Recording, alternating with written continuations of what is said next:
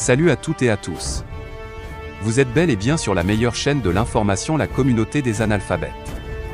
Vous informer est notre priorité, n'oubliez pas de vous abonner à la chaîne pour ne manquer aucune de nos prochaines vidéos.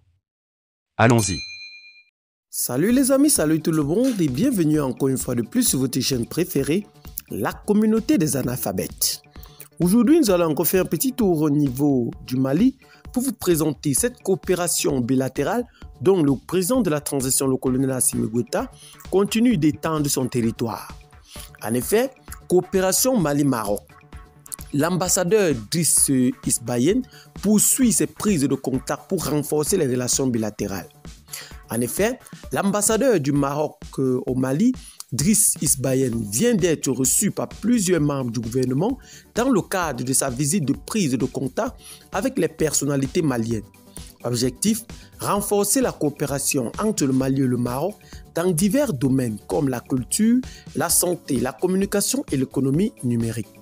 L'ambassadeur du Royaume du Maroc au Mali, Driss Isbayen, poursuit ses prises de contact avec les membres du gouvernement en vue de renforcer davantage la coopération entre les deux pays amis et frères dans les différents domaines. C'est dans ce cadre que le diplomate marocain a successivement rendu visite à plusieurs ministres de la République. Il s'est rendu d'abord chez le ministre en charge de l'artisanat, de la culture, de l'industrie hôtelière et du tourisme, Andogoli Guindo, le jeudi 26 mai 2022. Cette semaine, l'ambassadeur Driss Isbayen a été reçu respectivement par le ministre du Travail, de la fonction publique et du dialogue social, Mme Diawara Awa Paul Diallo, le ministre de la Communication, de l'économie numérique et de la modernisation, de l'administration Aruna Touret, le ministre de la Santé et du Développement social, Mme Djeminatou Sangaré. Toutes ces rencontres se sont déroulées dans un cadre fraternel et convivial. Il a été surtout question de l'évolution de la transition au Mali et des relations bilatérales entre Bamako et Rabat. Notons que les relations entre nos peuples remontent plus loin et avant même l'existence de nos États. Et Bamako n'est qu'à 3 heures de Casablanca et à moins de 2 heures de Dakhla. C'est dit que nos destins sont liés et le potentiel de coopération est assez vaste.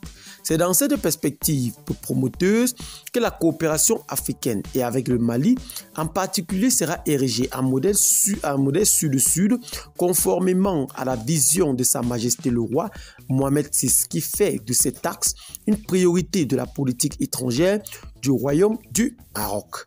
Eh bien les amis, comme vous pouvez le constater, c'est donc sur ce petit pas d'information que nous allons donc nous séparer. Partagez la vidéo avec les amis si vous l'avez trouvée intéressante. Abonnez-vous à la chaîne si ce n'est pas encore fait. À très bientôt pour de nouvelles vidéos. Bye bye.